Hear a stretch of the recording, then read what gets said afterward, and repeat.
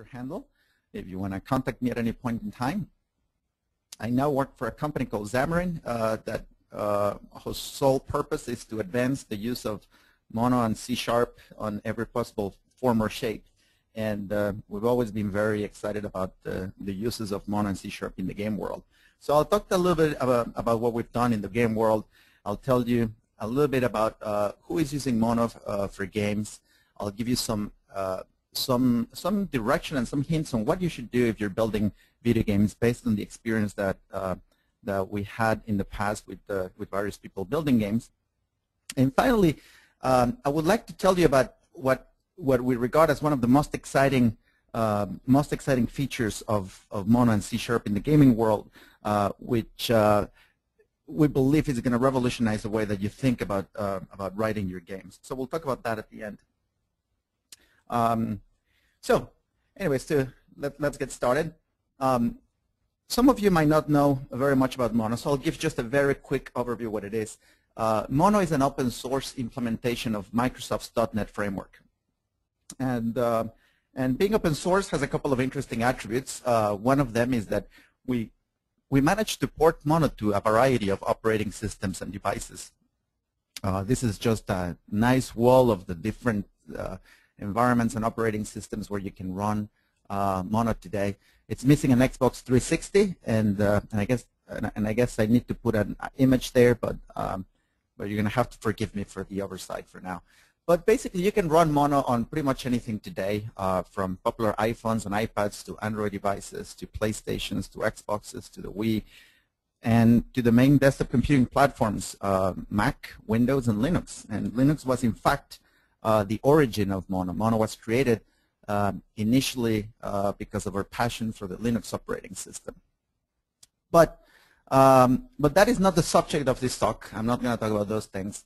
I'm going to talk very specifically about a few platforms. And although Mono supports a variety of languages, it can run JavaScript, it can run Java, it can run Ruby, Python, F#, and a plurality of other research languages.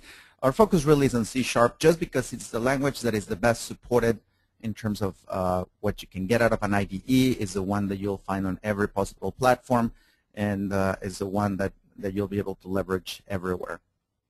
So we're gonna have to basically trim out a lot of the talk to just focus on a few areas. Now let me show you a couple of examples that have been built with Mono.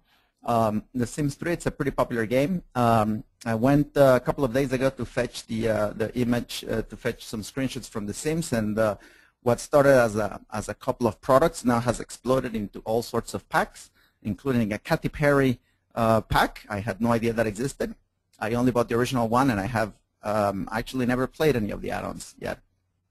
But what is interesting about this code base is the engine, the graphics engine. What drives a lot of the simulation is actually written in C and C++. But the scripting and the AI and a lot of the user interface elements were actually developed by a team of C# developers, and they were one of the very early adopters of Mono and C#. The development took place mostly in Visual Studio because at the time that this port was done, Mono was still in its infancy. It didn't have, there was not really an IDE like exists today with Mono Develop, and Mono was a lot smaller project, was a very tiny project when they started using it. They initially did the port for x86, and later on they brought in The Sims to PS3 and Xbox 360. Another different look at the problem is Bastion. Bastion is a game that was written in C# using the XNA framework from Microsoft. And I actually never played this on Xbox. I didn't know about it until recently. But what was interesting about Bastion is that it was actually ported. It was actually ported to run inside Google's Chrome's native client. Native client is a technology that lets you run native code, C and C++ and C# code, with a minimal performance penalty in a sandbox environment. So this allows you to run unsafe applications that you can download from the internet in your machine at native speeds built with native compilers without having to worry about malicious code being downloaded. And Bastion 1 was one of the test cases that Google showcased recently when they launched native client to the public. What is interesting about this port is that they actually had to port Mono. Mono's virtual machine and execution system had to be ported over to native client. It had to behave. It had to abide by the rules of the Google Chrome security sandbox. And all of this work was done by Google, and they contributed those changes back to Mono. The Bastion games took an earlier version of Mono game, which is this XNA implementation, and they ported it to run inside the sandbox environment that Google Chrome provides.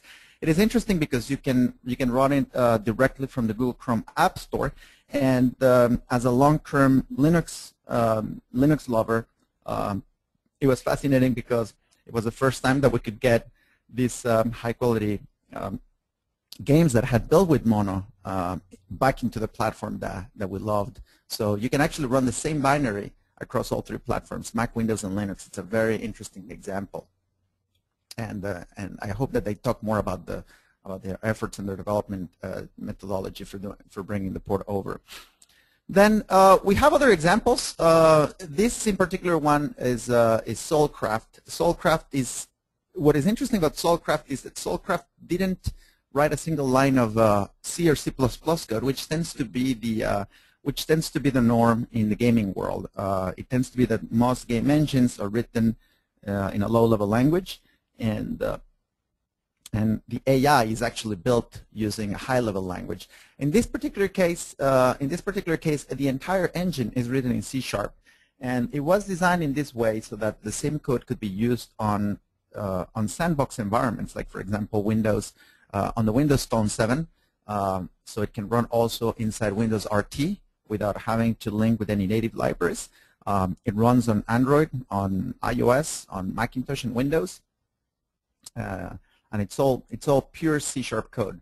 All they use is the underlying graphics libraries like OpenGL for rendering these into the screen, and I assume DirectX on Windows. So this is a very interesting. It's a very interesting effort for that reason. Also, the Delta engine was recently open sourced, so you can actually also build games using Delta engine. It's a little bit different than XNA. It's their own set of APIs, but it might be useful for some of you. Finally, there's Unity 3D, which is the industry sweetheart. I don't think anybody, probably nobody in this talk will be surprised. Unity is one of the most popular game engines today. It uses a more traditional approach to delivering the goods. The engine itself is written in C and C++, and they use Mono as an embeddable scripting language. We'll talk more about that ahead, but that is a model that they use. And it is a fascinating technology because it's not really just a platform. They come full with a designer. It's basically a game developer toolkit that has everything that you need. You really don't need to go anywhere else. You can get all of your goods directly from Unity. It is pretty interesting because you can use C# to either provide the game AI or your game object logic, or you can use it to extend Unity itself. You can extend the editor itself using Mono and C#. They're very, very popular. Thousands of games on all of the modern app stores are powered by Unity, and they recently launched a Flash translator that translates their C, C++, and Mono code all over to Flash bytecode, and you can even run these inside a Flash virtual machine. And they were also part of the Google announcement for native client, where they showed that you could also target native client applications and target all three platforms at once with Chrome. So very interesting use case. And the last one of the use cases that I want to talk to you about today, before we get into the meat of the talk, oh no, there's one more. It's Second Life. Second Life, it's a virtual reality world. You use a client. The client is written entirely in C or C++. It doesn't contain any Mono code, But what is interesting is that users are able to attach behavioral scripts to to various components that they design. So it's an environment designed to create content and to attach scripts to this content. The language that they use, it's a historical language that they created for their own use called LSL, and LSL was a scripted language. It was fairly slow, and they turned to Mono when they needed to boost the performance of their servers. They wanted their servers to either host more features, host more worlds, or execute the code faster, and be able to hold more tenants in or more effects in a single world. The numbers of the performance boost, you can Google them up. I think that right now they're up, they claim that it's 200 performance boost over the original LSL scripts. What is interesting about this is that you upload code to the server and they run the code on your behalf. And what is interesting about what they do is that they actually rewrite your code.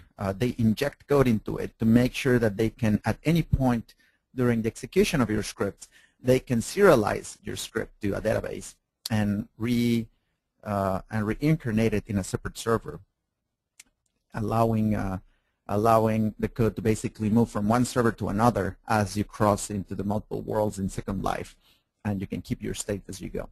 So it's a very interesting example, and there's plenty of material online that you can see about the technology that they use to make this happen. And finally, this is the last example. Infinite Flight. It's a flight simulator that targets mobile devices, and it's a subject of the second part of this talk. And I've seen the slides, and they're fantastic. So you should stick around to the second part. It's really, really interesting stuff. And it's built using Monogame, and you'll learn a lot about Monogame and how they contributed to this effort to make it happen.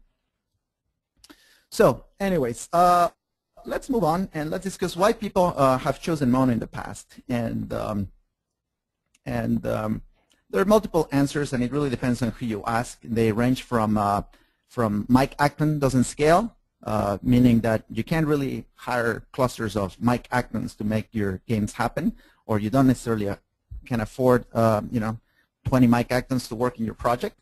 So that's one reason, but some more realistic reasons are that life is just too short. Life is just too short to debug another memory leak. Life is too short to crack another memory corruption bug, or you just as a person deserve better. And what happens typically with games is that what needs to take place is a quantitative analysis of what your game is doing, and sometimes you're going to be running on constrained environments like an Android device or an iOS device, and there's only so much power that you can use. So you might want to use as much code in C or C++.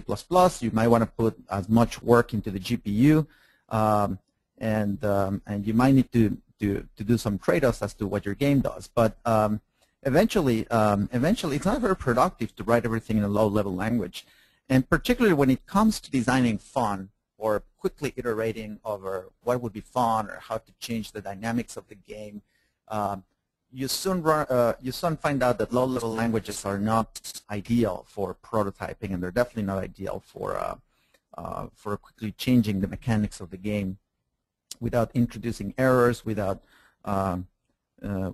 crashing your application, and without wasting large chunks of your life on it.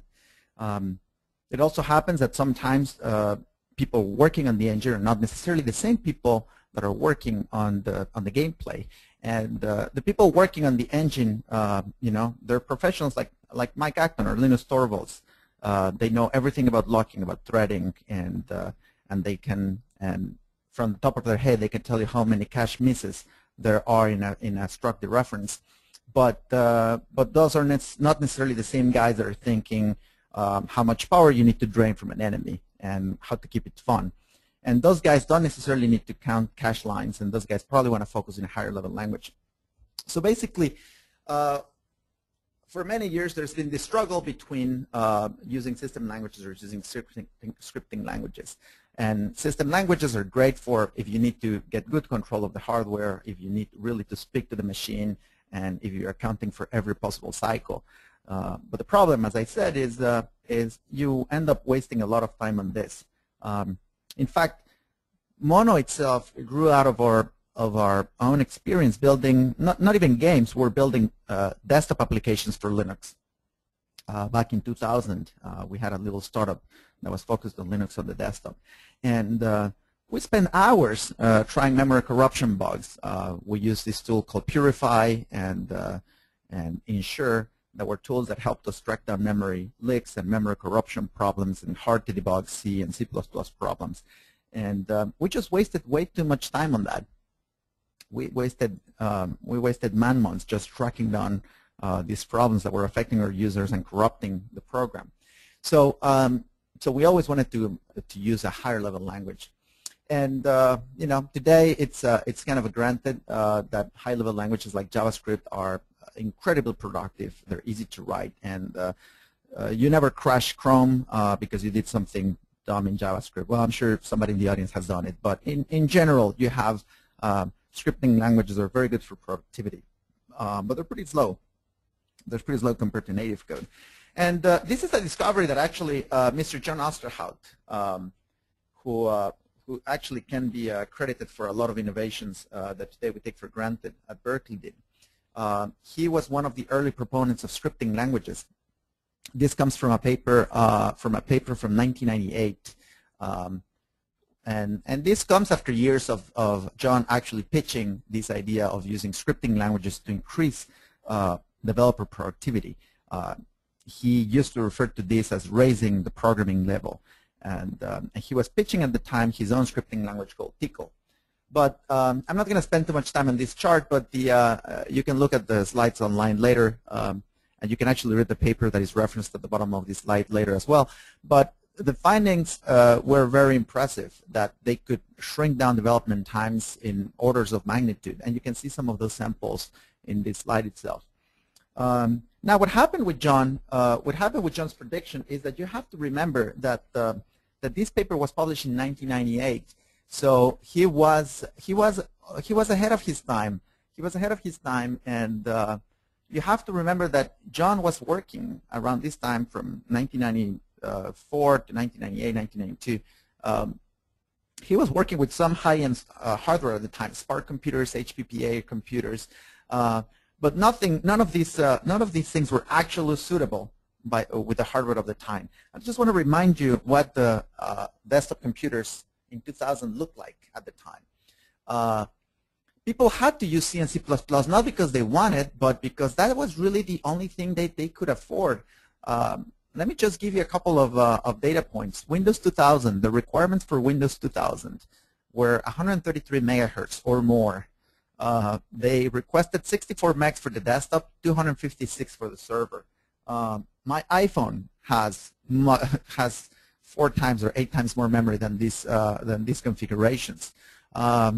The CPU frequency is much higher. It's an order of magnitude higher than was required 12 years ago. Windows XP came out a year later, and the requirement, they really bumped up that requirement to something beefier. They wanted people to use a beefier computer. So they requested 233 megahertz. Not even the first iPhone was running that slow. And this is my memory probably failing me, but I seem to believe that in 2000, when we launched our little startup, the best computer we could get for our engineers was around the 1 gigahertz mark. And I believe we were roughly around a gigabyte worth of memory, but I might be wrong on this one. So anyways, what it's important to remember is that scripting wasn't really suitable back in the day. It is also the year that Microsoft introduced C# for the first time. And C# 1.0, as many of you might know, was a Java-like system. It drew a lot of concepts from Java, type safety, garbage collection, higher level programming constructs, and this focus on giving the developer focus on, raise the programming level and focus more on the problem at hand than on the details of how it's done. So C# 1.0 was very much like a Java system, and it hit the sweet spot because, like I said, the computers of the time couldn't really run scripting languages comfortably. You just didn't have the memory, and you just didn't have the CPU power. So C# was actually designed for the systems of this time, and what they did is they had the benefit of having worked with Java for a long time, and Microsoft had their own JVM, and it was probably one of the fastest performing JVMs of the time. But there are things fundamentally difficult to optimize or compile for in Java. So when they built C#, they actually tried to fix a lot of the problems in Java's design, and I might have exaggerated with 10 years of experience there, it might be less than that. But they found that there were things that were very, very complicated to optimize for, or required too much memory to properly optimize, or required too many CPU cycles to actually do an efficient JIT compilation of this. So these things are not necessarily a problem today with modern Java VMs, where you have gigabytes of memory to throw at the problem. But back in the day, it made a big difference. So, for example, all methods in C#, they're not virtual. In Java, they're always virtual, which means that every call was basically delayed because you had to do a dereference before you could make a method invocation. C# changes that to have everything be a direct call, except in cases where you actually want to affect the performance of your game. So some of the best, of the tricks that you can apply are for you to pre-allocate any major objects before you enter the heat of the moment. So before you enter your battle or something that will require the user to not be paused. So pre-allocate your objects, use buffer. You can use buffer pools, WCS, and even server applications use this technique. But the most interesting thing is that you should try to only use the nursery. So if you determine that you need to use objects and there's no way you can eliminate those allocations, try to stay within 4 megabytes of memory allocations because you will be able to quickly collect those. And also, what is very interesting about the nursery is that you can actually use gc.collect0, and that will instruct the garbage collector to only do a garbage collection over the nursery. So it will only collect objects that have been allocated in the nursery. So this is ideal because you can control which objects, and you can actually get, and you know that the pause time will be minimal compared to a full garbage collection. And finally, try to use structs instead of classes. I'm going a little fast because I just noticed that I'm running a little bit behind.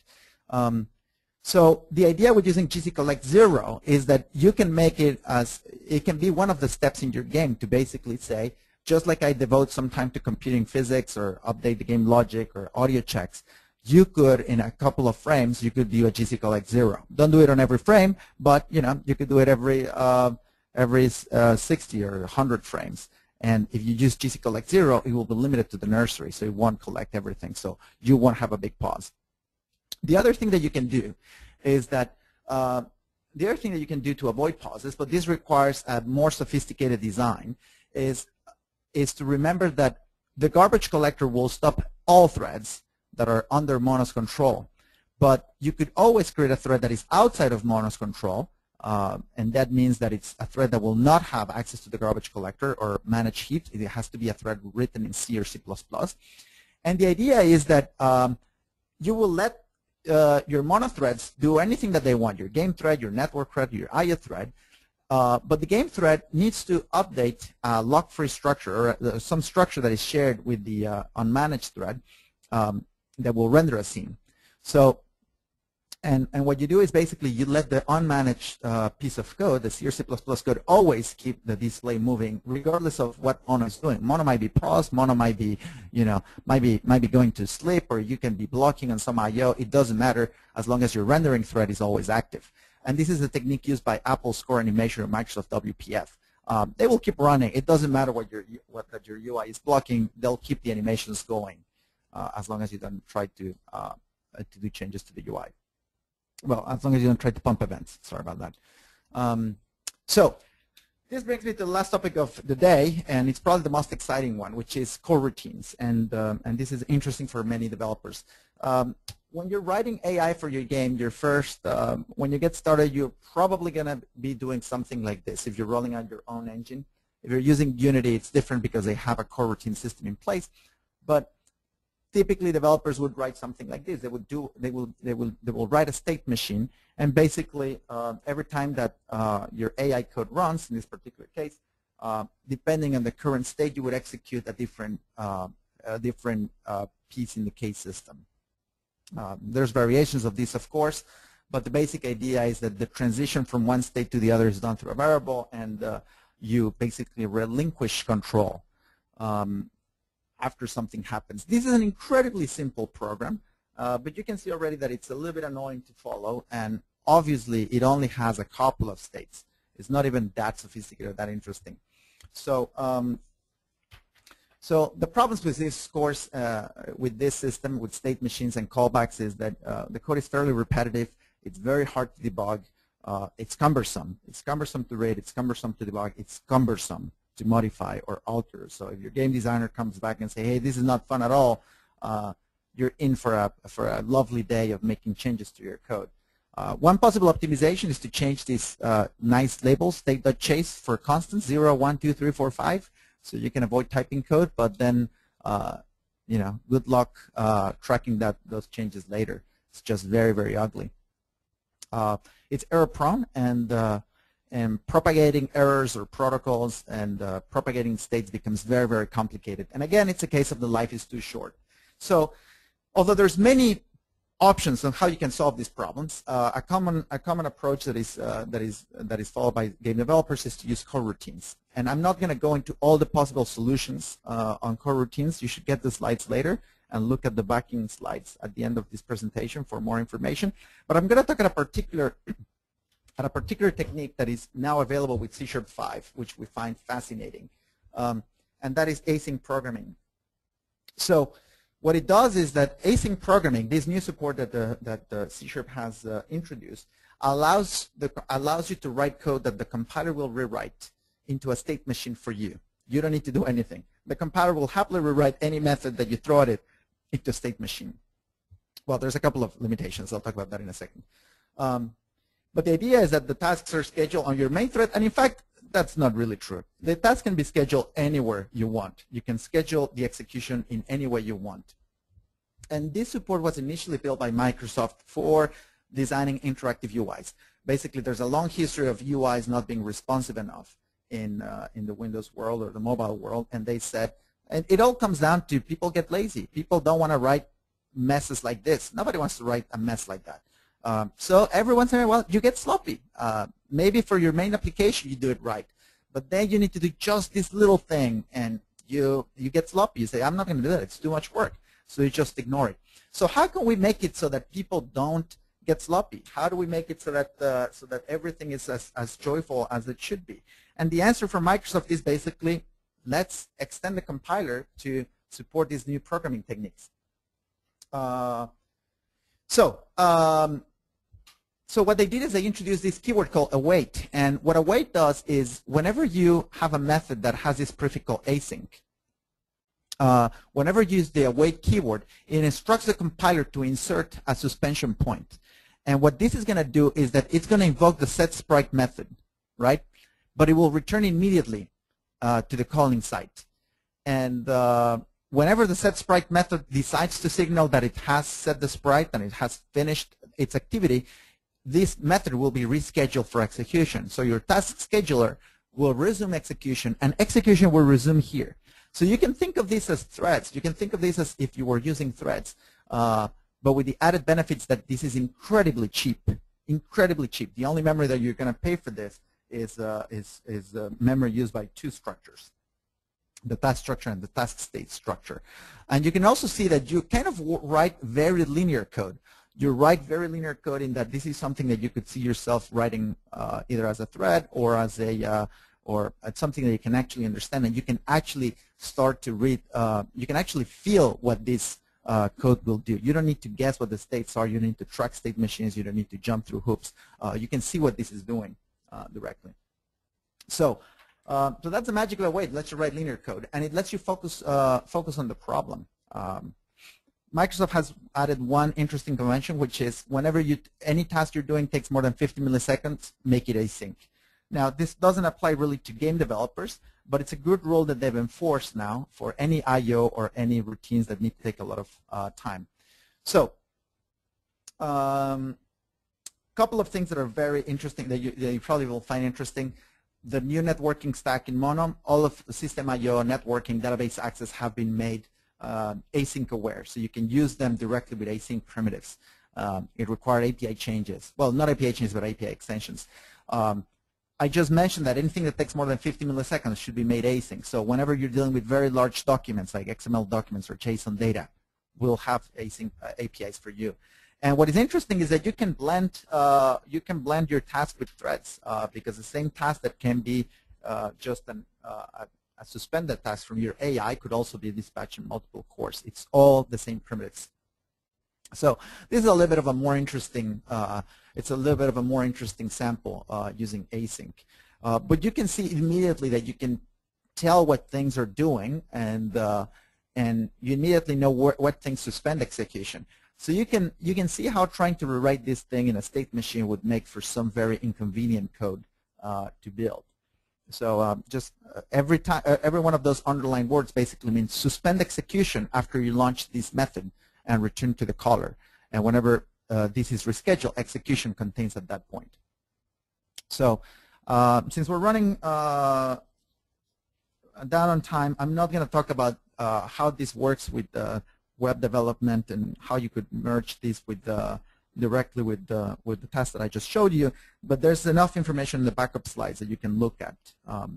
But basically, again, the idea is to avoid messes like this and turn them into something a lot simpler. So these two pieces of code are equivalent, except one is compiler maintained, another one is human maintained.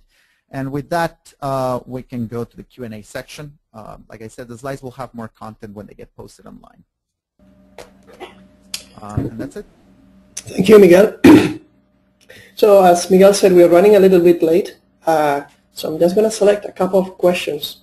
Okay, and if there's more space at the end, we can continue asking Miguel more questions. So the first question is from Jeff Ward. So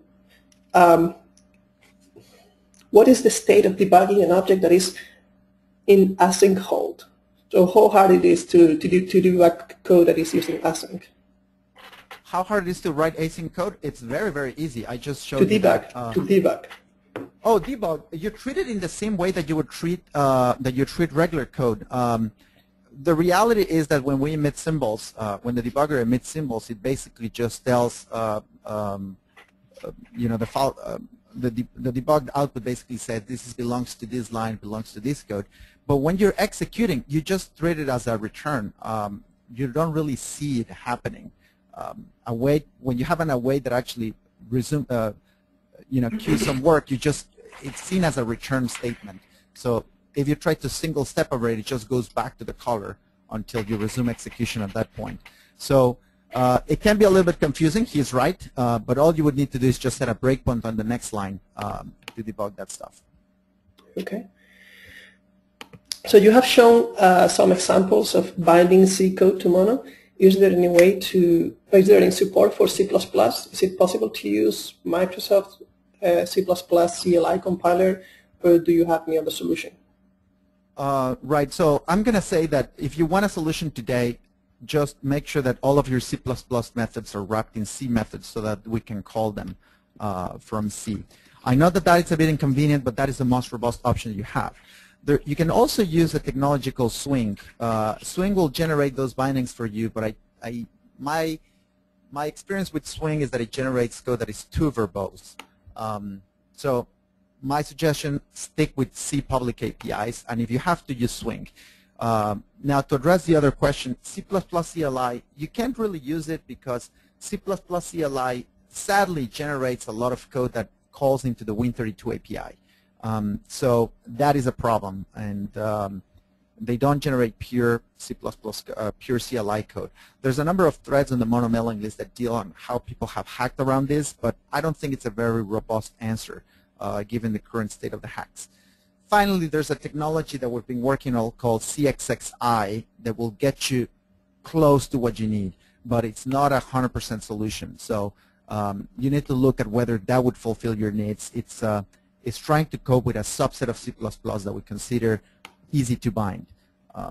So I'm sorry that I don't have a much better answer for you on that. Okay. So last question. For many games, especially on mobile platforms, it's important to keep the size of the binaries low. How much overhead does the Mono runtime add to the binaries? So usually, so the Mono runtime, you pay about a 2 megabyte price upfront, and then you pay by what you use, right? So if you just use the base class libraries, you know, and you use a good blend, let's say they use I/O, networking, some XML, you'll probably pay another megabyte worth of space, maybe 2 megabytes, depending if you use schemas or not. Now, the reason why we can do this is because Mono on mobile platform actually doesn't work in the same way that the .NET framework or Java does. We don't distribute the whole framework. We use a traditional linker. We wrote a linker that basically strips out anything that you don't use. So if you use, for example, console.writeLine, we'll bring writeLine, we'll bring system string, we'll bring UTF-8 encoding. But we're not going to bring anything else. For example, we're not going to bring URIs. But if, for example, if you decide to bring an XML document loader, we'll bring anything that is needed to run the XML loader. So it's basically a matter of you pay for what you use. But I would say the baseline is about 2 megabytes, and then you pay by feature that you consume. So, for example, we had some users that used a very large XML stack, and you know, they were just using a routine that looked very innocent, but it loads the entire XML document, runs XML validation, XML schema validation, and all of that is a monster. So it looked very innocent. It looked like just an extra parameter that passed the schema, but you know, they had to pay 2 megabytes for that. So so you just need to keep an eye on those things. Okay, thank you for your answers. We have many more questions, but we are running a little bit late, so we are going to start with the next section of the talk now, and I think we should have a lot more time for more questions and answers by the end of the talk. So I'd like to turn it over to our next presenter, Matthew Laban. It's going to be about, part of the talk is going to be about using Mono and Mono Touch to port a game from Windows Phone 7 to iOS using Mono Touch. So Philippe and I will be talking. I'll be doing most of the talking because Philippe has had some issues connecting reliably today. So let's go. So the agenda for this this session is first we're going to talk about like who we are, what the company does, and then we'll be talking about our main product, which is Infinite Flight, a flight simulator for mobile platforms, and then we'll go into the big parts of this session, which is the actual porting from Windows Phone to iOS. We'll go over the development environment, the 3D graphics API that we used, the user interface system that we selected, and some of the device-specific APIs that we used. Then we'll go over the next steps for the company and the project, conclusion, and a quick video if my connection can handle it, and a QA session. So who are we? Flying Development Studio is a pretty new company. We were created in 2010. We're a small team of 2 developers working independently. Both of us are passionate about 3D graphics and flight simulation in general. And we're the developers of the game Infinite Flight. So Infinite Flight is a flight simulator for a mobile platform, and it's the target audience for this simulator is not only pilots, it's anyone that's interested in aviation in general, and pilots can definitely recognize some of the good feeling of airplane flying from what we've heard. And we've also had toddlers play with the game, and they also enjoy it, so it's pretty much for everyone. The target platforms for this flight simulator for now is mainly mobile platforms. So we're out, like I said, they introduce structs as opposed to just having objects. This is why integers are so cheap in C# compared to Java. It helps the garbage collector. You create fewer objects, and you don't necessarily need to box these objects to keep them in collections. They added support for easily binding native libraries, so you could directly call system libraries and, without having to go and write some glue code like you had to do with Java and GNI. And they introduced delegates, and delegates are a fascinating mechanism. It's basically a type-safe function pointer. And they are the foundation for Lambda programming and functional programming in C#. So that's one thing that Microsoft got right very early on. So basically what happens is that it was a fairly interesting programming language, and we were very excited about this blend of performance and productivity. So it's not exactly as performant as hand-tuned C or C++ code or assembly language, but it gave us a lot of the productivity of a fully dynamic language. Not necessarily all of the productivity, but it got us very close. So it was a very interesting choice for us working back on Linux desktop back then. Now, you care about this because you're certainly going to have a blend of this C and C++ code, and you're going to have a little bit of a blend of your C# and Java code in your code, and you'll have to make a balance of where you're spending your cycles and how you make this division. So, you know, as game developers, you have to worry about a lot of things. I sometimes equate building a game engine and in a game to actually building an operating system. It might be just as complicated, or building a compiler. There's so many interlocking pieces. There's so many interlocking pieces in a video game that it's pretty impressive. You have to worry about the entire display engine, making sure the frames are on time, displayed on time, that it feels smooth, that you keep your user engaged. You have to do things that are not programming related. You have to think about the psychology of the thing, creating a mood about your game. There's that whole universe of problems over there. Then you have to worry about your simulation, your physics, collision detections, showing particles, simulating fires, all those things. Then you add your game logic. How is your game going to behave? What should you do when you hit somebody else? How should the enemies chase you? How hard should they chase you? How good or dumb these enemies are? You need to control how the camera behaves, how it spins around, what happens when an enemy hits you, that sort of thing. And then you have to deal with on top of all these problems. Then you have to add some music to your game, and you need to become an expert on audio and music and mood setting. You have to deal with the user moving his mouse, his controllers, his 6-axis controllers, or tilting his device. And to make things more interesting, you might want to make this a network game, so you need to be coping with data coming in from the network. And the problem, as probably everybody of you know here, is that you basically need to do all of this at once. So it's not, you can't really do one, you can't really split this as you're doing everything at once. So it's a very complicated problem. So you need to respond to user input, you need to run your AI to update the scene, and then you need to render your graphics, and you don't really have a lot of time to do this. Things get even worse when you actually have to do this on a mobile device and you're trying to sell your game, or distribute your game for iOS and on devices running at 600 megahertz. So there's a lot of things in your plate that are happening at once. So so that's a little bit of the challenge. And historically, a lot of people had used scripting languages. There are some very easy scripting languages to embed, things like Lua, Python, or roll your own scripting language. So all of this game logic historically was pushed up to be done on a scripting language. And the idea is that the people actually working on the front part of the problem would be working in a high-level language. You couldn't really trust your game experienced people to with malloc and free, and they probably didn't know the difference between a destructor and a virtual destructor. So you kept those guys isolated in the script world, but you take care of everything else. You wrote everything else in C, C++, assembly, shared languages. And the trend that we're seeing now, and what I am personally passionate about, is replacing the scripting language with C#. And the only reason is because I think that it's a good blend of performance and high-level programming. Now, I just mentioned that, one last thing before I move on. So, again, C# is not perfect. It will not give you the same performance as, for example, Intel's C++ compiler. We're not there. But it will get you very close. It will get you to between 50 and 80% of native performance, and I'll give you a few hints of how you can get there.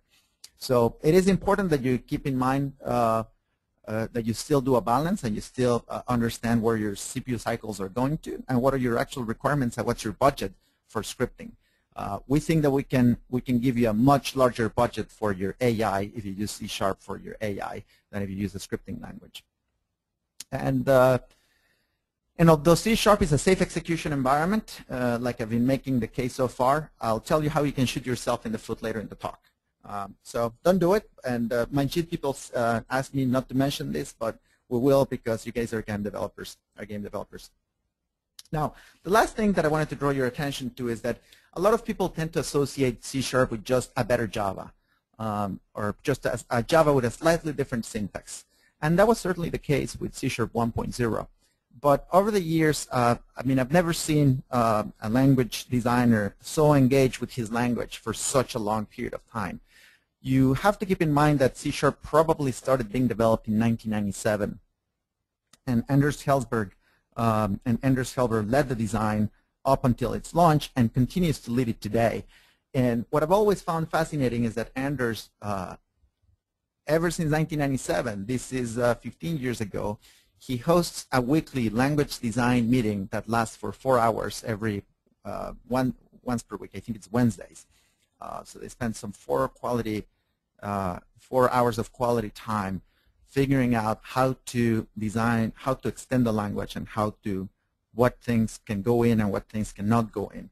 So he is an artist in that he knows when to say no and which features he decides to adopt and which features he decides not to adopt.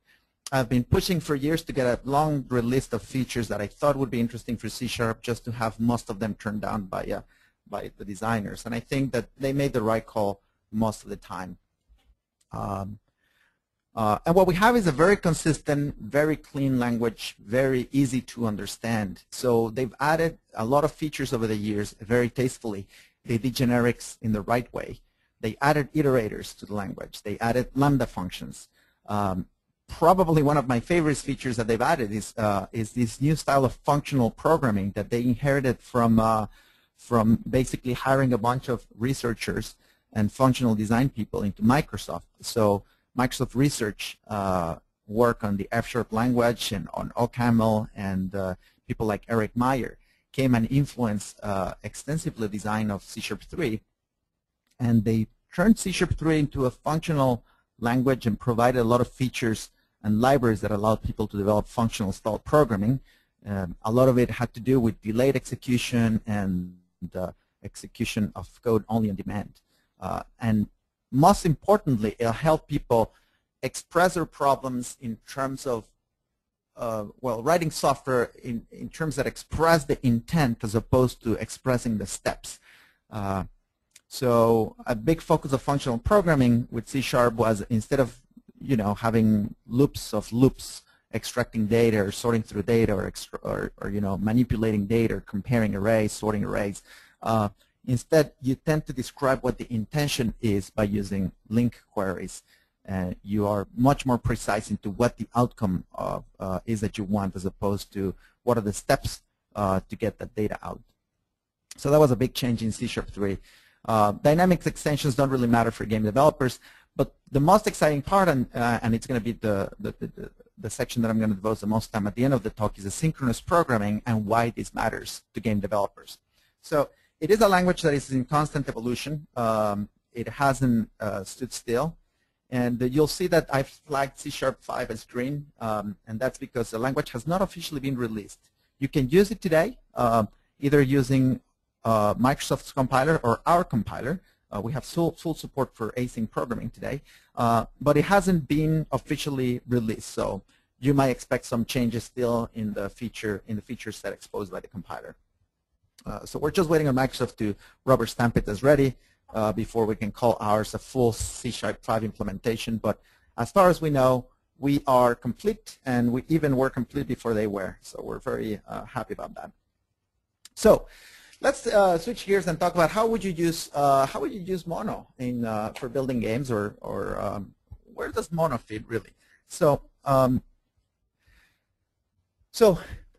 first thing that you need to realize about Mono is that what we're giving you effectively is a C# language and a set of base class libraries that provide a lot of functionality for you: math, string manipulation, networking access, asynchronous programming, garbage collection, functional programming, big integers, complex data types, mapping to SIMD instructions in your platform. So if you run one of the supported platforms, we have C# intrinsics that allow you to directly have your code generated into code that is processed by your SEC instruction set, or by your SEC processor.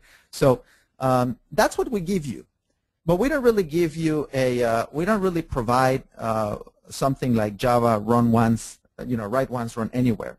So Mono actually has a large collection of different user interfaces that you can use. On Mac, you can use Mono Mac. On Linux, you can use GTK Sharp.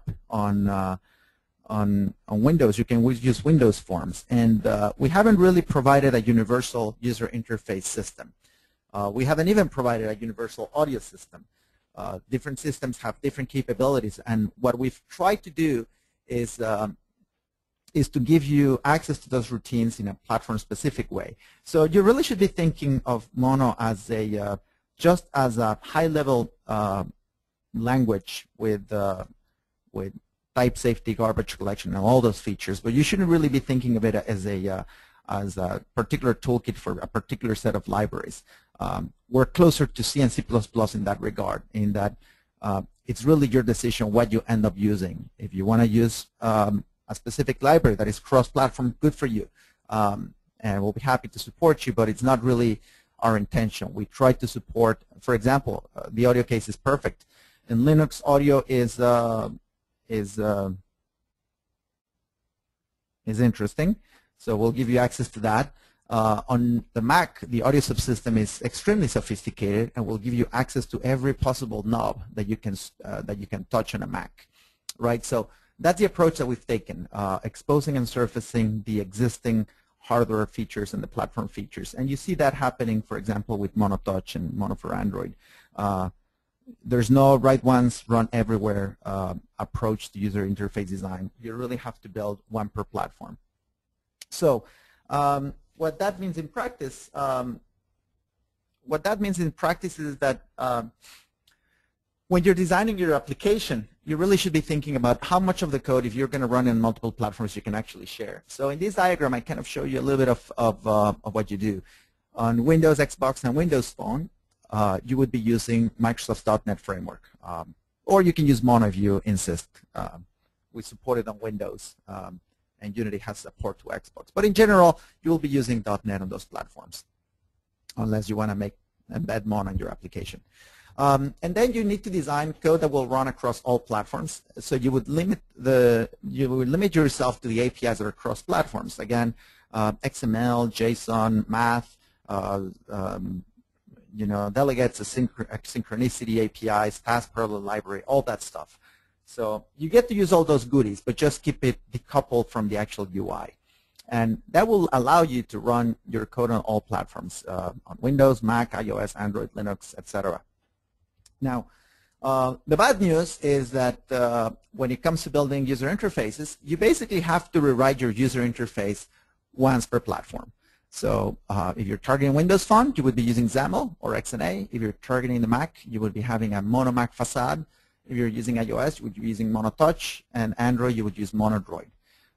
You can cheat in a couple of these cases. For example, if your game is entirely XNA based, 100% XNA based, then you can just use XNA on all 4 platforms. Or if you're using Unity, then you would use the Unity and the Unity UI layer across all platforms. But in general, you should be thinking in terms of splitting your code between this, the top purple bar, which is your shared code, things that would connect to your server, download statistics, achievements, networking that would connect with other devices, synchronize with your servers, and so on. Your engine, your AI, and you would need to split that from user interface. So that's an important consideration when you're building Mono applications.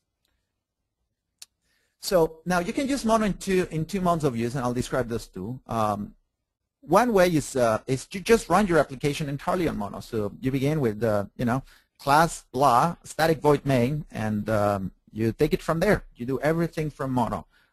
You launch your application and you run the entire thing from there. That is it. So you're running entirely within the environment of Mono. So your code, which is the red box on the top, or whatever is that color, looks reddish.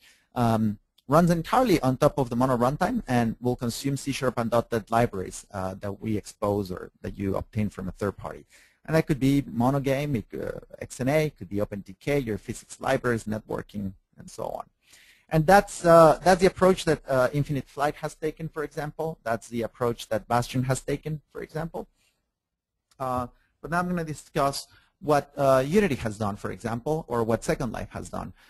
This is a C program, and what you do from a C program is that you actually call into the Mono library. So you initialize the JIT engine with the name of your application and the default runtime version that you want to use. You need to expose a couple of C functions. In this particular example, let's assume that we have an object, that we have this method, the C method called GameObjectMove, which takes a GameObject parameter. So what I do with this is that I'm actually surfacing the C function to the .NET world.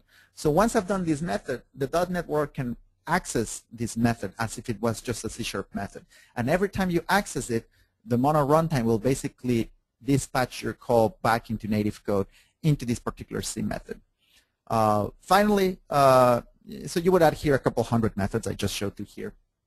And in this particular case, I'm assuming that moving requires some C code and that exploding the object takes some C code as well. The next step is basically to load your assembly, and that would load the assembly, and you could execute methods written in C# there or in any other managed language from C. The second function here called runFrameScripts basically shows how you would call from the C universe into the C# universe. So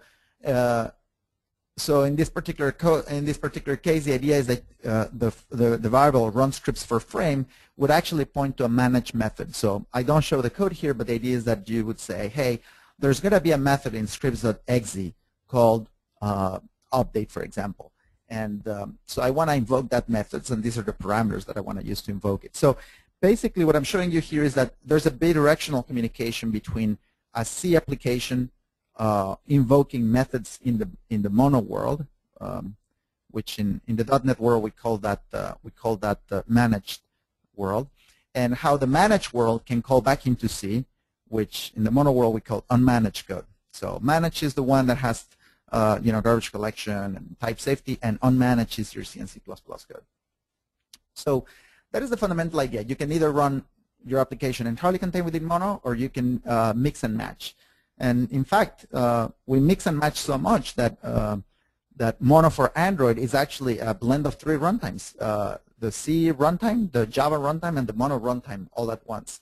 But the details about that are beyond the scope of this talk. So this gives you an idea a little bit. Basically, your game engine, you can substitute that by things like Unity or other engines, and your game engine will consume their own game engine libraries. For example, Unity uses PhysX, and Mono is just another library, just like PhysX is a library or FFmpeg is a library. Mono just happens to be another one of your libraries, and the code that you invoke or the code that is running in the Mono universe is completely self-contained in a little box in your application. So that's the other mechanism of using Mono. So these are the basics of using Mono. So now let's move on into, you've decided that you want to use Mono either because you love Unity with a passion, or you decided that you love XNA, or you're going to build your own framework all on your own, or you have a great idea for a game. So I'm going to give you a few tips on how to use Mono and things that you need to watch out for as a game developer. Because the things that you need to watch out for as a game developer are not the same that a desktop developer would care about or a web developer would care about. So this is pretty tailored for you guys. The first thing that you need to understand is that Mono actually has 2 code generation backends. A code generation backend is a piece of code that will actually that will take your C# code and will make it run natively on your machine. We have the Mono native backend, which is incredibly fast. It bootstraps our C# compiler in 0.3 seconds. So it's very, very fast at translating C# code into native code, but the output is far from great. Then we also have the LLVM backend, which is very slow for code generation. The same compiler Bootstrap takes 7 seconds. So that gives you an idea. You pay a high price for using LVM in terms of startup time, but the quality is unmatched. It's almost as good as C and C++. Now, you might be thinking, why did I say before that you would lose performance? So we'll get to that in a second. The other important thing that you need to know about is that Mono offers two mechanisms for running your code. You can either just-in-time compile or you can compile ahead of time. Just-in-time compilation happens as you go, and this is the mechanism that Mono's SGen code is used by default. And ahead-of-time compilation lets you pre-compile things. So you could pre-compile things with LVM and then just run that at runtime. And it also happens to be mandatory for a couple of platforms. Now, I told you about arrays bounds checking, about shooting yourself in the foot. What happens is that to guarantee the safety of the environment, a typical loop like this in C# is actually translated into the code below.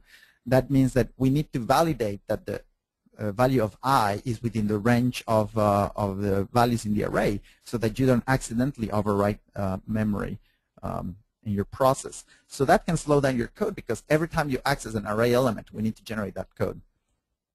So what I'm about to tell you goes against my best judgment and my team's best judgment. But if you absolutely must, and you believe that your QA team will approve of this, you can run mono-o unsafe, and it will completely eliminate the generation of that code. Now let's talk about garbage collection because it's an important topic. Since Mono it's a managed runtime, it will collect the objects for you, so you can happily allocate and allocate and allocate and never worry about having to deallocate. Mono at some point through some heuristics will determine that it has allocated too much memory and it should probably get rid of stuff that you're not using. Mono has 2 garbage collectors, BOEM, or traditional garbage collector, and SGen, or new generational and super fancy garbage collector. So I'm not going to talk about BOEM. I'm going to talk about our super fancy one, SGen, because it's the one where most of the lessons will apply. But what is interesting for you to know is that there's an art nursery. There's a nursery section and an all generation section. The nursery is a pool of memory of about 4 megabytes by default. And it's where your objects are allocated. All of your threads will start allocating objects there, and there's optimizations for that. And what is nice about the nursery is that it can be collected incredibly fast. Running through the 4 megabytes of allocation is very, very fast. And the objects that survive a collection in the nursery are actually sent to the all generation. So the idea here is that if an object has made it through the first collection, it means that you're probably using it. And it makes no sense to keep scanning it over and over and over again when you run out of memory. So you basically graduate your object to the all generation. So the all generation basically has all these H objects, and performing garbage collection over both the nursery and the all generations is a relatively slow process because you have to look at everything in memory. Well, when you look at the nursery, you only have to look at a block of 4 megabytes. And so this will come back later, so keep that in mind.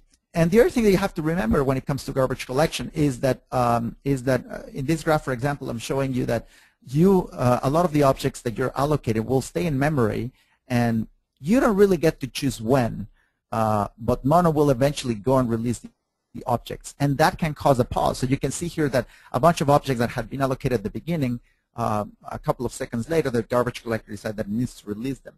But you don't really have control over this. And the heuristics are platform specific. So I'm going to give you a couple of hints of how you can deal with this. So in a game, what matters is you don't want to have these pauses that happen. For almost a year now.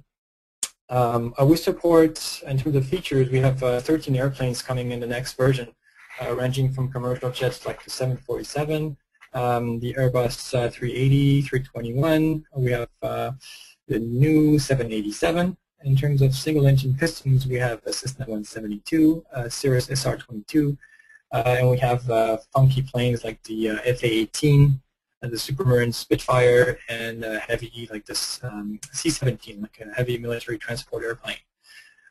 We have 2 main regions supported at this time. There's Northern California, which comprises the area around San Francisco, and all the airports in the metropolitan area. And the second area is actually much bigger than the first one, and it's SoCal, ranging from Tijuana, San Diego to Mojave Desert, and extending from Palm Springs to LA on the west-east sections. So it's a fairly big area. We have 130 plus airports modeled, so it's a good area to explore and have fun in. We also have support for missions. So far we only have one mission, but we're planning on having more in the next versions. So the one we have now is a space shuttle mission where people can practice their landing skills in the space shuttle at different difficulty levels. So the idea is that you land the space shuttle on a path that's the most precise as possible, and on the right track and right speed, and the closer you are to the defined parameters, the higher your score is.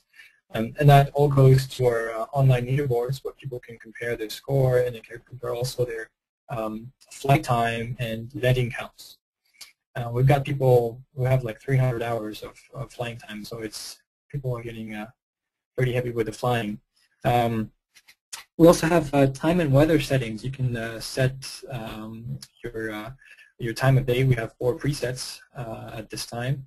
And in terms of weather settings, we have possibility to change the wind, speed, direction, and gusts, and the visibility. So people ask often about the flight model. So it's a proprietary system that we've designed in-house, and I mean, we've had it tried by some pilots, and the feeling is pretty good. There's of course some shortcomings in terms of like spins and weird flight behaviors, but overall it's a pretty good flight model, we think. So the timeline for the game. So the first release 1.0 was in April 2011. This took us about 7 months in development. It's important to note that we're actually working on this part-time. So it's not a full-time thing. The original version had 1 airplane and 1 scenery, and that came out only for Windows Phone 7. So in September 2011, we started the iOS port, but the first part was actually going to Xbox 360. So that was the first idea that we had to simplify the transition to iOS later.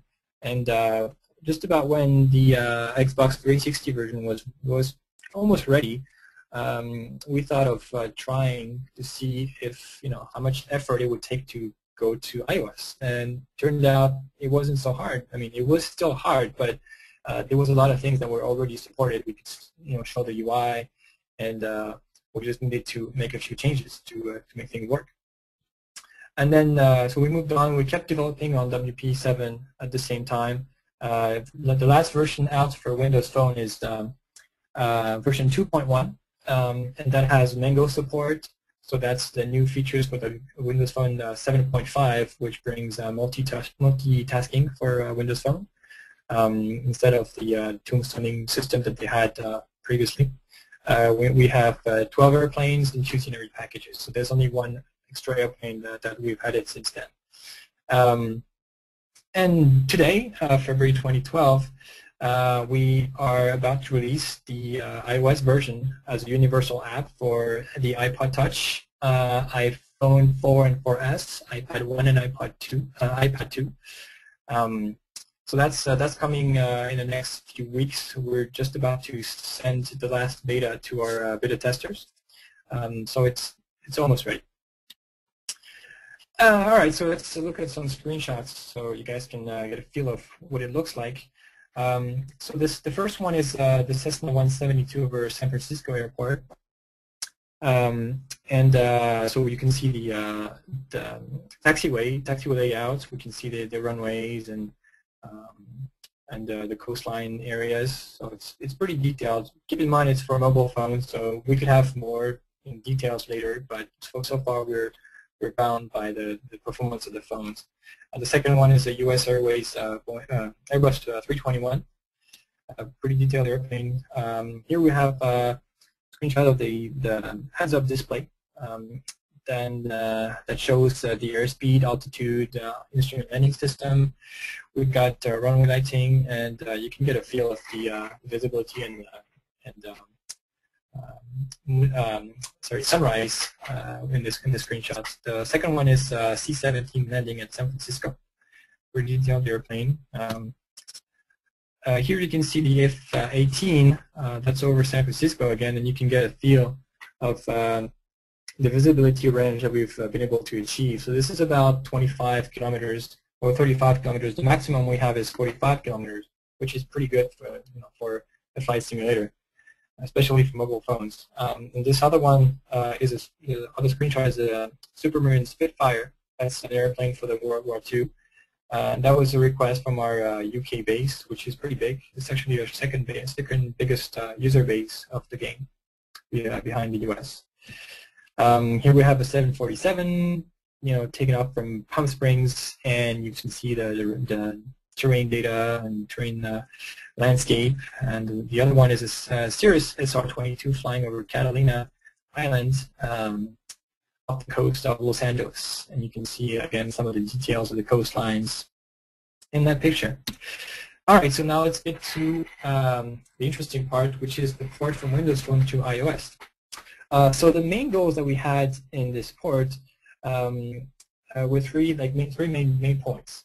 We wanted feature parity. We didn't want to have any special features for any of the platforms.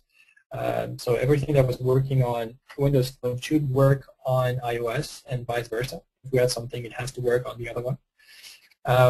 We wanted to have comparable performance and rendering quality. So if we could avoid having to use workarounds for things in terms of rendering and performance, it would have been better. And wanted to maximize the code sharing so that maintenance would be the easiest.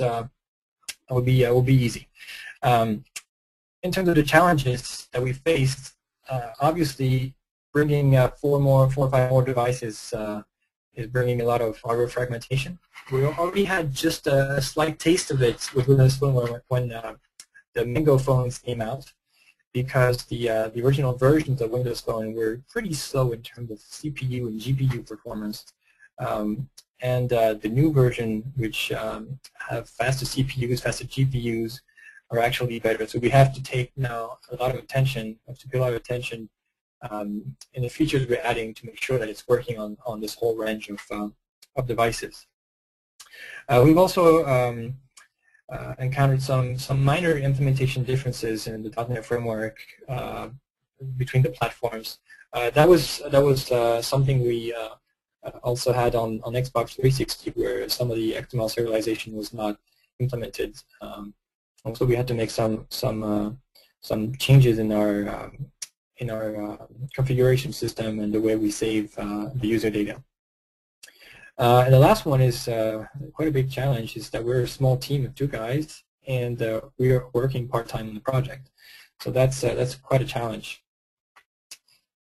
So let's look at the development environment and how we work on this project. So on Windows, we're using Visual Studio. That's coupled with the Windows Phone SDK. That complement with the XNA SDK, of course. And on Mac, we're using MonoDevelop and MonoTouch. And they're pretty easy to install, and they're pretty good toolkits and SDK. So it was a pretty easy transition from Visual Studio and Windows. So the build system is pretty simple. We have one solution per platform and a set of projects for each of the platforms, and they all pretty much point to the same game files, so that they're all C# code. So it's pretty easy for us to maintain the code in this state. It's important to note that most, if not all, of the game code, which is purely the game code, like simulation of the airplanes, like rendering of the terrain, all of that is actually shared. There's no specific code for that for any of the platforms. So for the content pipeline, we're using the same system for both platforms. In this case, we're actually not building the content for Mac on the Mac, but we're building it with a special solution that we have that builds the content for each of the platforms, but that runs on Windows. So we're using the actual XNA content pipeline generator thing to create all the binary formats and files that we can then transfer over to the Mac solution, and that's taken as resources built into the binaries and loaded at runtime. So the advantage of that is that we're using the content importers and processors that come with an XNA content pipeline, which is pretty solid. And a big chunk of the development part is the use of monogame. So because when we went to iOS, we needed a way to render the 3D graphics, and on Windows Phone we're using XNA, so we looked for an alternative for iOS, and the one that seemed the most complete and easy to work with was monogame. So we worked a lot on monogame, and we'll talk about this in this slide. So this is the open source implementation of XNA on many platforms.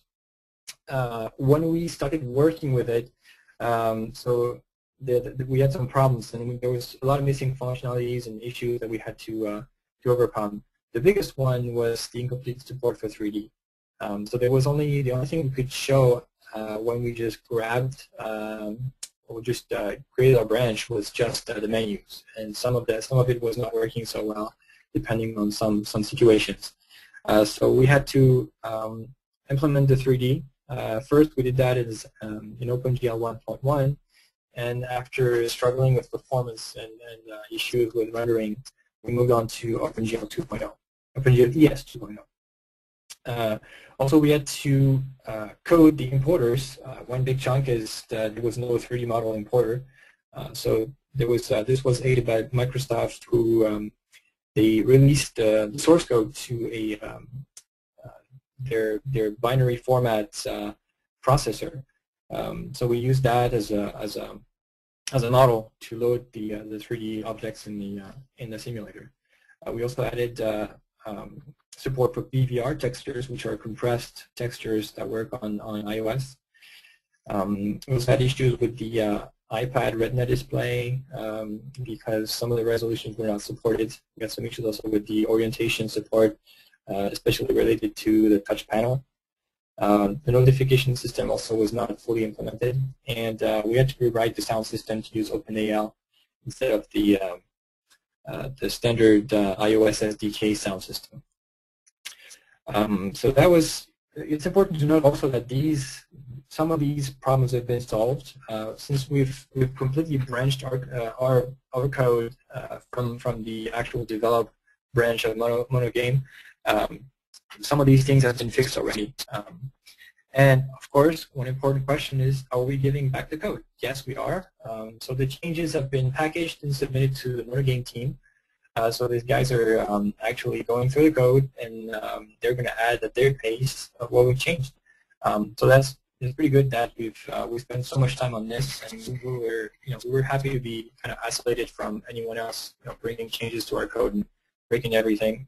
And we think we've got, the rendering is similar to what you have on Windows Phone, so we're pretty happy with the result. Everyone's going to take advantage of it, so that's pretty good. All right, so we'll make the 3D graphics work on monogame.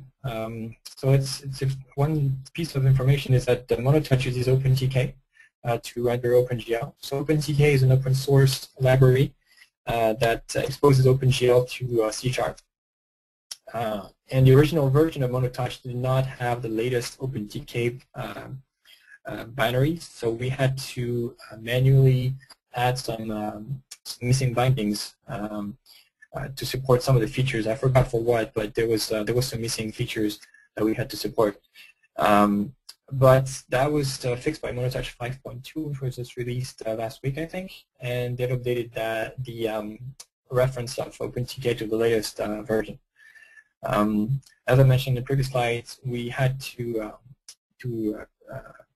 create the model loader. So that's from the example of Microsoft, and it's working. It's pretty fast, and it's included inside the changes for monogame. One thing we had to pay close attention to was the performance. When we moved to OpenGL ES 2, we had to take care of we had to pay attention to the state changes. So we built a caching system to make sure we don't set redundant states and lose performance on that. And we actually apply all the changes on the draw methods of the graphic device.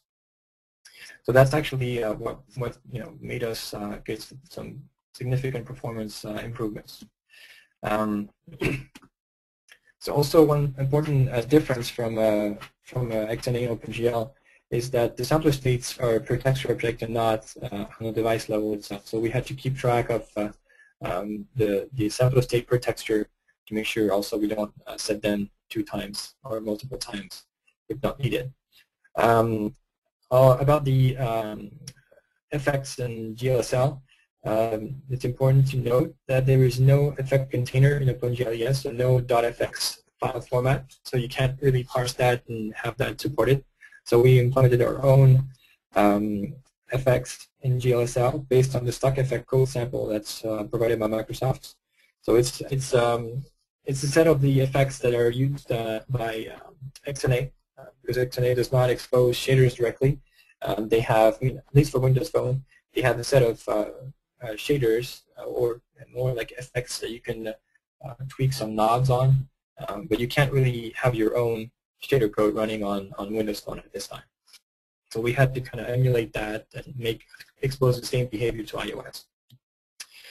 About the user interface, so that was an important part that we had to work on, and that's a decision we made a long time ago when we originally started the game. We did not have many plans to go multi-platform at the time, although we thought this would be an option later on. But the way we decided on our system for UI was after looking at the states of the UI toolkits at the time. So that was in September 2010, around this time. So some of the toolkits, Windows Phone was not released yet. So some of the toolkits that we've found were paid or out of date, or most of them did not have. Of course, there are more options available today. I just looked today. There's a lot of toolkits that are actually being maintained actively. So that's, maybe you don't have to follow the way we did it. So some people might remember that since Mango, Microsoft brought Silverlight and XNA integration. So that's something that allows developers writing XNA games to blend Silverlight rendering on top of it. So we could have used that, but there was 2 reasons why we didn't. First, it was too late because we already had made a decision to use something else. And second, this is not really cross-platform because we can't use that on Xbox 360, we can't use that on iOS, so it's not really something we could have used. So we settled for a custom implementation, so out of desire to control the code and potential port to other platforms, to make it easy to port it to other platforms. The way we create the UI is using expression blend, and we output, we get the output XAML. So XAML is an XML definition of UI that Microsoft is using for Silverlight and WPF. And so we're using this tool that's pretty powerful to create the UI. So you can see a screenshot underneath where we have the main menu with grids and buttons, and we export. We get the output that's on this page as an example. It's basically just XML, which is super easy to parse in C#. So for this, we just parse the data and make the renderer. Like we implemented the renderer to render all the stuff in XNA. We use this a page navigation system inspired from Silverlight. So they have this navigate to page, go back, and we thought this was pretty powerful, so we inspired our system from that. So the original layout was based on Canvas because Canvas in WPF Silverlight is something that takes control, that has inner controls that are telling their position by absolute references. So if the resolution is fixed, it's not really an issue. But once we started porting to iOS, then the resolution was different, so we couldn't really use absolute coordinates anymore. So we tried different types and methods of scaling, and nothing really worked. So we eventually settled on using grids with proportional values set for all the columns and rows, so that they're resized properly based on the screen resolution and aspect ratio.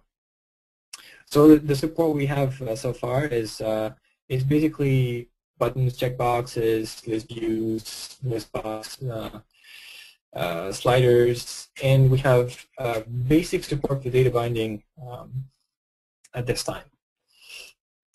So here's some screenshots of the interface. It's not prettiest interface. We need to get a designer in there, but so you have the sliders with there are data bound to a background data model. So whenever you update the slider position, the underlying data model is updated automatically, and vice versa.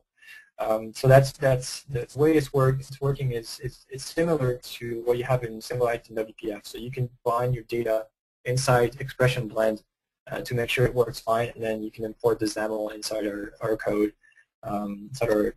inside our application, and it should work the same.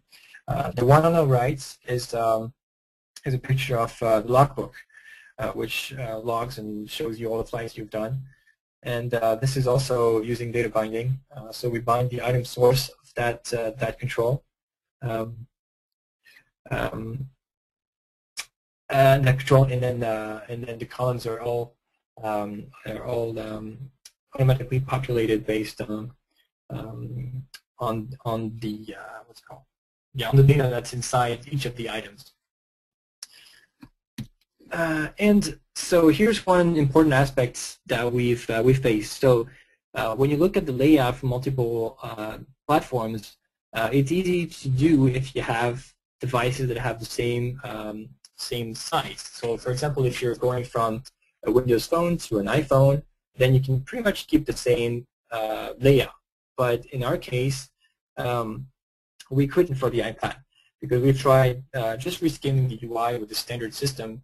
But you quickly find that it's very difficult to handle. For example, the buttons in the middle, the reset flight buttons, they're pretty inaccessible with your thumb without letting go of the size of the iPad. So we had to hack a little bit and have some special layouts for the iPad so that everything's accessible from the thumbs without having to let go of the side of the iPad. And it's important because if you move your hand too far away, then the iPad moves, and then since the accelerometer is controlling the attitude of the plane, and it might lead to crashes and errors. So crashes of the plane, not the game. All right, so let's see another example of the user interface and the changes we've had to do with the iPad versus the iPhone/Windows Phone 7. This is the typical user interface we have when you're playing the game. And the one on the left is the if you're running on a phone, like a small device, small size device. So all the buttons are laid out pretty much everywhere on the screen, and mostly on the left and right. And if you look at the iPad version, you'll notice that the buttons are not extending all the way out, because there's no way you can reach a menu button that's all the way at the top without letting go of the control or without moving your hand on the iPad. And that's also important if you're playing lying in a bed, because if you let go of one side of the iPad, it falls on you. So it's pretty unusable. So we had to do this thing to make sure that the game is usable. So that's a big chunk of work has been spent trying to adapt that to multiple aspect ratios and device types. And we're actually glad to have our own system for this, because there's some of the things that we might have had some trouble looking at some of the samples that are used today, the SDKs that are available today for UI. Some of this stuff might have been difficult to do. All right, so now let's look at the other things that we had to implement or use. So obviously, the motion API is something that's important for a flight simulator, because that's the way you control the airplane. So on this front, there was no major differences. Of course, we had to wrap everything inside a class that exposes some basic properties, but there was nothing different. No major differences that caused us a lot of pain. So that was pretty easy to transition. The touch panel is the same. Most of the events were easily translated into something that MonoGame could grab. The display was something that was problematic, like I mentioned, mainly for the UI, because we had to resize controls and make sure that the field of view kept was the same or was similar depending on the screen resolution. So that was something we struggled a bit on. Stana mentioned before, we had to rewrite the MonoGame implementation to use OpenAL. So that means that we brought 3D sound to MonoGame as well, because we couldn't do that with the standard iOS SDK sound system. Notification was something also we had to work around, because on Windows Phone most of the notifications are synchronous. So if you pop up a message box, that message box will hold the execution of the code until the user dismisses the message box. On iOS it's different. It's asynchronous, so you have to implement some kind of callback system when the user clicks on a particular button in the message box. And the last points are the file system and networking. Pretty standard .NET Mono stuff here. So I mean, this is the power of .NET. Nothing special to do. Everything was working just fine out of the box, and we didn't have to do any special code. So now onto the performance consideration. So that's a really important part of the port. We spent a lot of time optimizing things during this port. So what we noticed, like after optimizing, that's most of the pain points we had on iOS were the same ones that we faced on Windows Phone before we released in April 2011. Main issue is the garbage collection. So like you heard in the previous talk by Miguel, obviously you need to reduce implicit memory allocation, like the operators link for each, because these things actually create objects on your behalf and they trash the memory and they create a lot of garbage. So you have to pay attention to that and try to reduce how much you're using of those. And of course you have to reuse memory, create pools whenever possible. And that's also, of course, this is valid mostly for the rendering loop. Everything that happens in the update and render, you have to pay attention to that. If it's just rendering the UI, it's not a big deal because most of the UI is 60 frames per second, so it doesn't really matter. When you're rendering something, for example, or just updating something, for example, in the part that handles the flight model, we iterate over multiple times for the wings, many points over the wings to compute the angle of attack and forces to make the plane fly. And this is something that you really don't want to have memory leaks or memory garbage created here, because it's running 100 times per frame. So you want to make sure that this is really clean.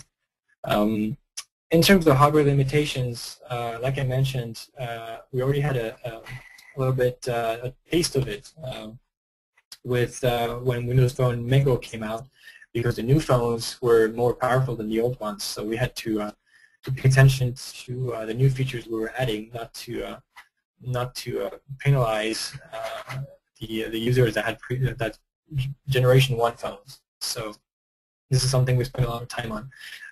And we actually used, for the iOS version, we actually used a pretty powerful tool. It's I think it's called Instruments. Yeah, Instruments. That comes with the iOS SDK, and that shows you a pretty good detail of whatever's taking time in your code with the call stack and everything. And also, we were worried when we started working with that since the code was compiled with Mono and then it's compiled to native code, so we didn't know how all the call stack and all the symbols would look like, but it looks pretty good, and you can definitely find out who's taking time and who's the CPU hog in your code. So we spent a lot of time on that, and that actually brought a lot of optimizations over to Windows Phone. So the original code that we had for Windows Phone is actually faster now. For example, we had enabled, when Mango came out, we had enabled multi-sampling on rendering, and most of the guys working that still had Generation 1 phones couldn't use this feature because it was way too slow. And now with all the optimization, you can actually play with a Generation 1 phone with MSAA. So that's a pretty good achievement, and we were pretty happy about that. The next one is the memory. So the memory was something that we struggled a lot on, especially because the iPod 4th generation and the iPad 1 only have 256 megs of RAM. So that's not a lot, and obviously we're consuming a lot of memory because we're creating a lot of textures for the terrain.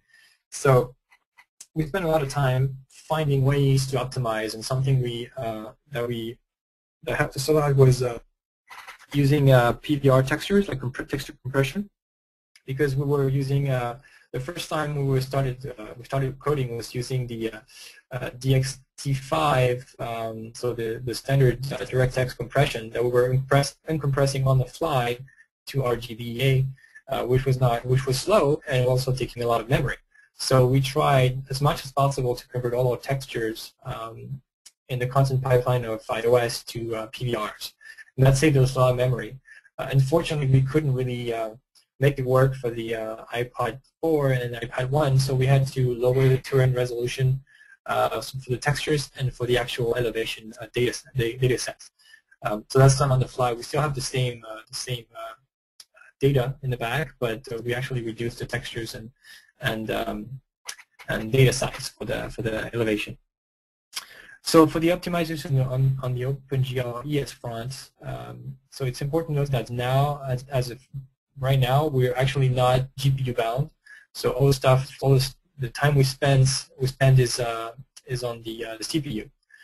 So we spent a lot of time optimizing the state changes. So there was same like the OpenGL Analyzer tool that comes with iOS SDK was pretty helpful with that. It told us the number of state changes that were redundant. So we tried to limit those as much as possible. And one thing we also optimized was the use of the shaders. So the initial idea was to use a Uber shader that has multiple branches, and based on the parameters, if you want fog, if you want textures, if you want vertex color, it was branching the code with if-else's. So that turned out to be pretty slow. So we used many small shaders instead. So basically one shader per configuration. So if you have a texture coordinate, if you have texture and vertex color, then we use this one. If you have texture, one light and vertex. So it's a lot of small shaders, but the code is very simple. So it's working pretty well so far. So now for the next steps. Obviously we want to try to bring more content because the port to iOS took a lot of our time. So we didn't have time to add new airplanes and new sceneries. So that's something we want to focus on. A little bit more platform work, we want to port it to Android. So obviously all the work we did with OpenGL is going to be useful for Android as well, because it's pretty much the same thing. We might also try to release the Xbox 360 version.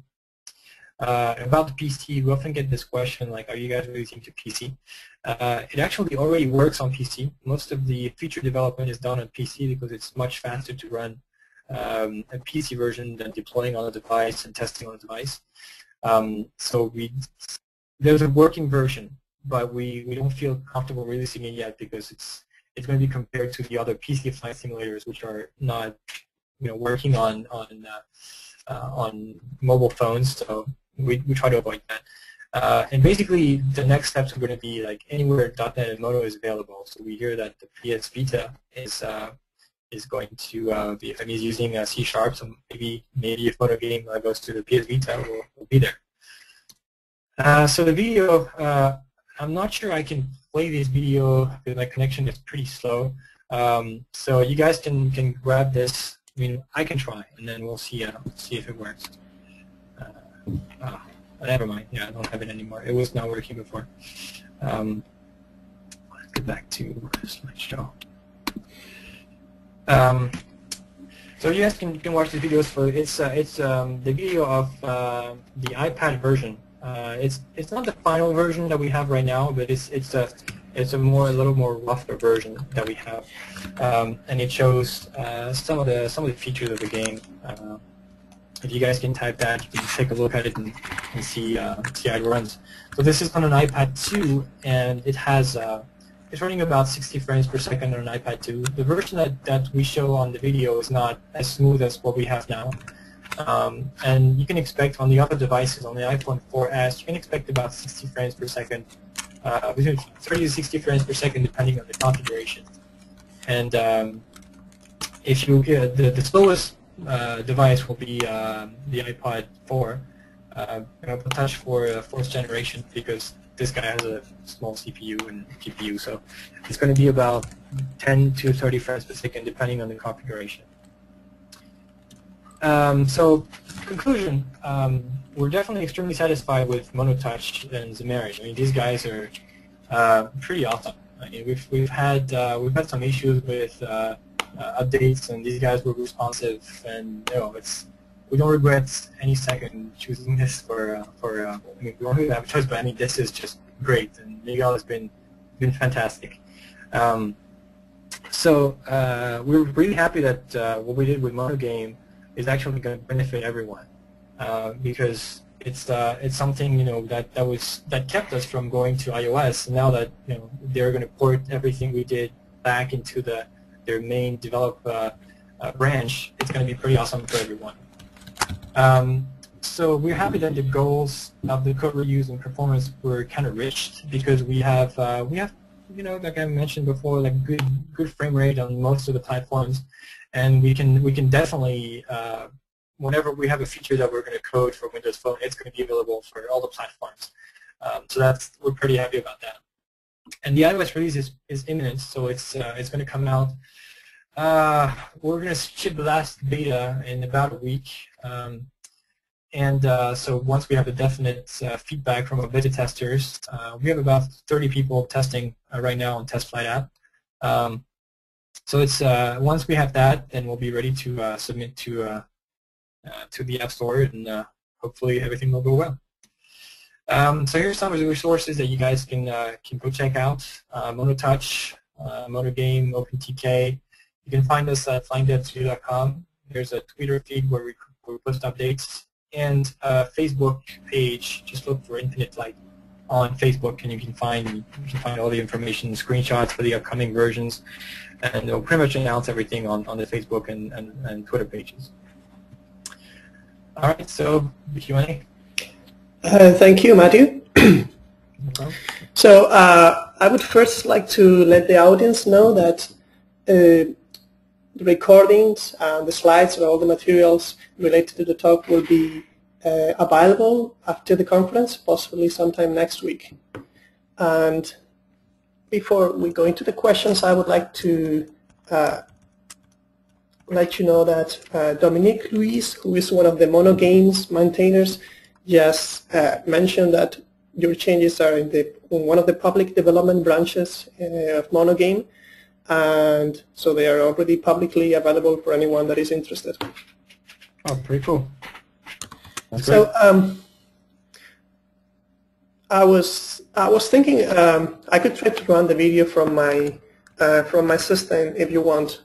So I'll Sure, yeah. try to make it run while we go into the QA session. So you want me to give the control back to you? I think I can do that. Okay, go. Okay. So let's see if this works.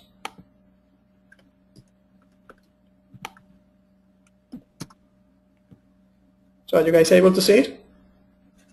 Or does it go too slow? Yeah. Yeah, it's a little slow.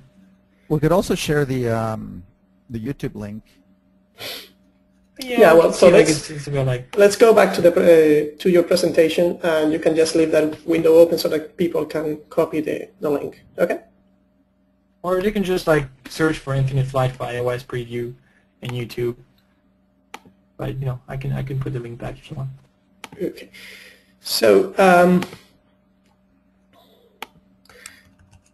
so the first question is, can you talk a little bit more about how you translate HLSL effects to GLSL programs? So that's actually not do that. So Philippe is having maybe he can talk about this. I don't know. Philippe, can you hear me? Yeah, I can hear you. Yeah, it's fine. Oh, okay, cool. So we thank you everyone for listening to our talk. first of all. And to answer the question, so what we did is basically took the Microsoft stock effect sample that they released, and we translated that directly from the HLSL. So there's the HLSL that is available to GLSL, and at first, I mean, their implementation is well, it's FX file, so it's a little bit different, and we had to split everything in small shaders, like Mathieu talked about earlier. But that's pretty much it. I mean, it was a straight port. And something to note, though, is that the Mono game, I think they have a new branch now that they use an actual D3D converter. I mean, it converts the binary code from the shaders to GLSL on the fly. So I haven't tested that myself yet, but it's really promising. I mean, it's really good for future development when Microsoft decide to open up effects, make custom effects available on Windows Phone. It will be a better solution for everybody that want to port their game from XNA to Mono game. I mean, XNA to iOS. Okay, so did you notice any significant performance difference between .NET on WP7 and Mono on iOS? It's difficult to tell because we can't really I mean we can't really profile it. I mean the CPUs are not the same, and so it's difficult to tell if if it's better or not. But we think it might be a little bit slower, but honestly it's hard to tell. So on both platforms, we're reaching the same, almost the same frame per second. So I mean, as we said, the Mono implementation is really good, and I mean we haven't had any major issue on that front. Okay, so you said that GPU was not the bottleneck, and so what is your main CPU bottleneck? I think right now it could be it's hard to tell because we have a lot of small things taking a lot of time. So it's not really. We used to have big chunks that took a lot of time, but we just scraped them all. So now there are parts of the physics code that's taking a lot of time. So it's I think we're down to that now. I think the math.sqrt is actually taking a lot of time. So we optimize quite a lot. So it's a bunch of small things now. Okay. There's also the terrain that since we actually create the terrain on the fly, since there's so much data that we have to process, and we are on a mobile platform. So that takes some time to generate all the textures and on the fly. So that this is something that we're thinking about improving. I think there's a lot of it that's probably on our end that trying to find better algorithms and better way of doing things. But yeah, that's pretty much where we stand at this point.